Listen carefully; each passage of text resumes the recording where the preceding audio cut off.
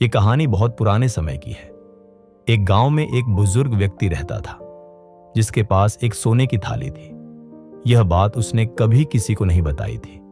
सिर्फ उसकी पत्नी को इसके बारे में पता था, जिसका कुछ समय पहले निधन हो चुका था।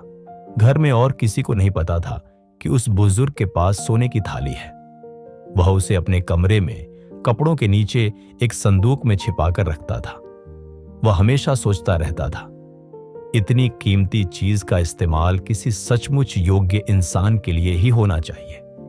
इसलिए वह उस दिन का इंतजार करता रहा जब कोई योग्य व्यक्ति उसके घर भोजन करने आए, जिसे वह सोने की थाली में भोजन परोस सके। एक दिन उसके घर एक साधु आए। बुजुर्ग ने उनका पूरे सम्मान के साथ स्वागत किया। तभी उसे सोने की थाली याद आई। वह अपने कमरे में गया, संदूक खोला और थाली निकालने ही वाला था कि उसके मन में एक विचार आया। साधु को सोने की थाली में क्यों परोसूं? वे तो गांव गांव घूमकर भिक्षा पर जीवन बिताते हैं। यह थाली उनके लिए नहीं है। यह सोचकर उसने संदूक बंद कर दिया और साधु को साधारण थाली में ही भोजन परोस दिया। कुछ दिनों बाद उस गांव में राजा का मंत्री आया। रात हो चुकी थी, इसलिए उसने वहीं ठहरने का निश्चय किया। गांव वाले उस बुजुर्ग का बहुत सम्मान करते थे, इसलिए उन्होंने मंत्री से उसी के घर ठहरने का अनुरोध किया। इस बार बुजुर्ग को लगा कि योग्य व्यक्ति आ गया है। वह सोने की थाली निकालने गया, लेकिन फिर वही सोच आ गई, अगर इस थाली में किसी को भोजन परोसना ही है तो मंत्री को क्यों? मैं तो राजा को परोसूंगा। जिस दिन राजा आएगा उसी दिन यह थाली निकलेगी। उसने थाली फिर से रख दी और मंत्री को भी साधारण थाली में ही भोजन करा दिया। शायद उसकी प्रार्थनाओं के कारण एक दिन राजा सचमुच उस गांव में आया, लेकिन दुख के साथ राजा युद्ध हार चुका था और अपनी सेना व प्रजा का हौसला बढ़ाने के लिए राज्य में भ्रमण कर रहा था।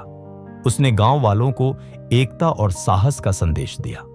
रात होने पर उसने वहीं रुकने का फैसला किया। बुजुर्ग को लगा कि अब उसका इंतजार खत्म हो गया है और वह खुशी खुशी अपने कमरे में गया, संदूक खोला और सोने की थाली अपने हाथों में उठा ली। लेकिन फिर उसका मन डगमगाया और सोचा, जो राजा हार कर अपना वैभव खो चुका हो वह सोने की थाली में भोजन करे, यह ठीक नहीं लगेगा। यह सोचकर उसने थाली वापस रख दी और राजा को भी साधारण थाली में ही भोजन परोस दिया। कुछ दिनों बाद उस बुजुर्ग की मृत्यु हो गई, जिसके बाद उसके बेटे ने जिज्ञासा में वह संदूक खोला। अंदर उसे वह सोने की थाली मिली जो अब काली पड़ चुकी थी और अपनी सारी चमक खो चुकी थी। उसने वह थाली अपनी पत्नी को दिखाई। पत्नी ने नाक सिकोड़ते हुए कहा, यह कैसी गंदी पुरानी थाली है। आज से इसमें ही हम कुत्ते को खाना खिलाया करेंगे। और फिर वही थाली रोज कुत्ते के खाने के काम आने लगी और कोई भी आज तक उस थाली को पहचान ना पाया कि वह कभी सोने की बनी हुई थी। यह कहानी सोने की थाली की नहीं है, बल्कि आपकी और मेरी है। अक्सर हम भी सही समय आने का इंतजार करते हैं और कोशिश ही नहीं करते। हम अपने प्रयास यह सोचकर बचा कर रखते हैं कि एक दिन जब सही मौका आएगा तब शुरुआत करेंगे। लेकिन जब तक हम जीवन को समझते हैं तब तक समय हमारे हाथ से निकल चुका होता है।